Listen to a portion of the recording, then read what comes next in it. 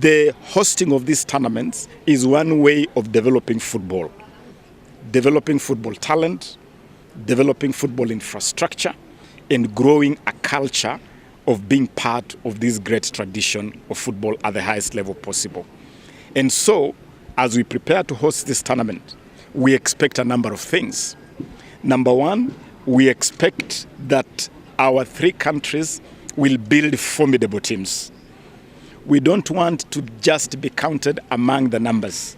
We want to compete effectively for the trophy. And that means that the Harambee Stars, the Taifa Stars, the Uganda Cranes, our respective national teams must now be prepared in a way that we have never prepared them before to be able to be competitive. Number two, we want to use this opportunity to upgrade our sporting infrastructure so that our sporting infrastructure is on the same keel, the same level as the rest of Africa, as the rest of the world. Number three, we will deploy the Africa Cup of Nations to strengthen the bonds of East Africa integration even further. We made it clear to CAF that East Africa is one. When you talk about the dream of an integrated Africa, the ignition for an integrated Africa is East Africa community. This is the only region that has a single passport, and we carried our East African passport to that room to argue what other region in Africa can boast of a regional passport.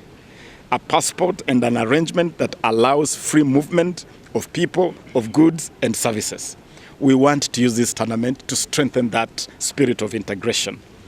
And so, while this tournament is going on, or as we prepare for this tournament, we want to improve mobility across our borders so that you can easily move from Dar es Salaam to Nairobi, from Nairobi to Kampala.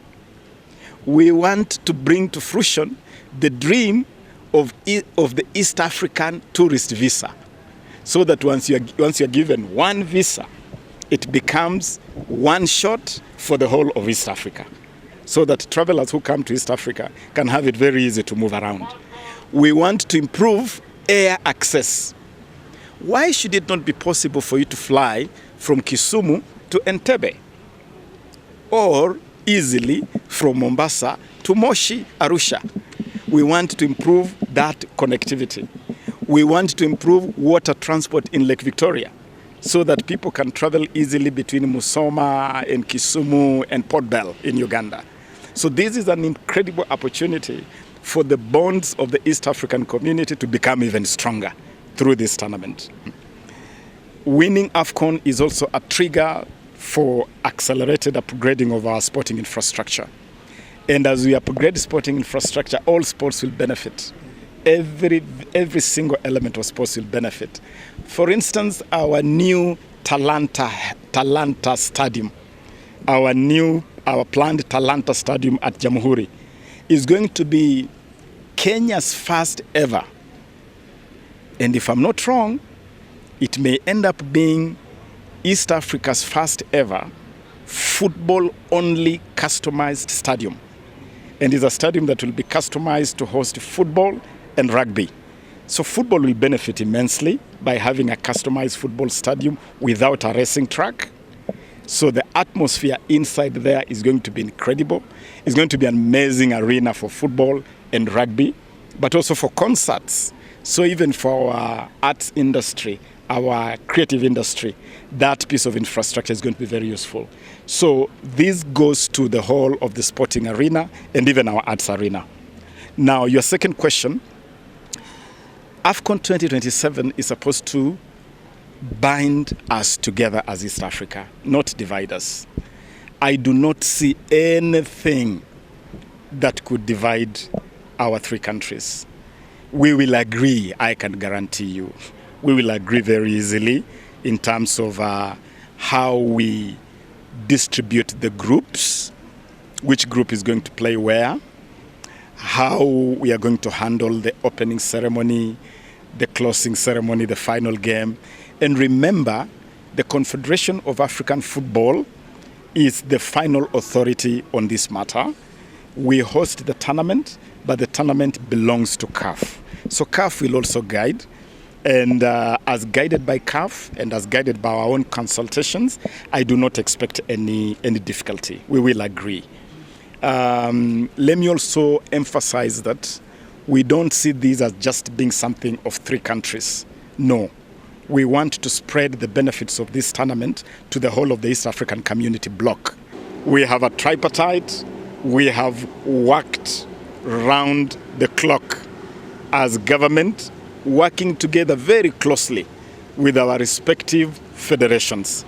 And so I also applaud the leadership of the 3 football federations in Kenya, in Uganda, in Tanzania, who have been with us every step of the way. All of you, all of us, hongera. Congratulations for this. We have delivered this bid, and I want to assure Kenyans that we will host this event and we will put on an incredible show. I am aware of previous disappointments that has fed that spirit of skepticism and pessimism. We lost Afcon 96 to South Africa. We lost CHAN 2018. And so Kenyans, to some extent, are justified to doubt, are we going to do it this time? Is it going to be taken away again? I am assuring you, this one is not going anywhere. Haiendi mahali. Hii tunakufa nayo. We are hosting this tournament. We will host Afcon 2027 and we'll host it successfully. We have a good infrastructure development plan.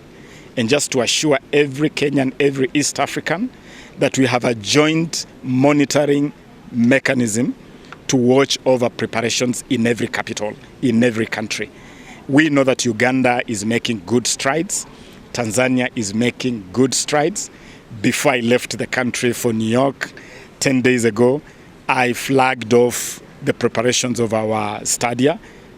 4 stadia we are going to be renovating: Kasarani, Nyayo, and Kipchoge Keino. And we are building a spanking new stadium, which is going to be the jewel in the crown of all these facilities, the new Talanta Stadium. So we will be ready, no doubt about this.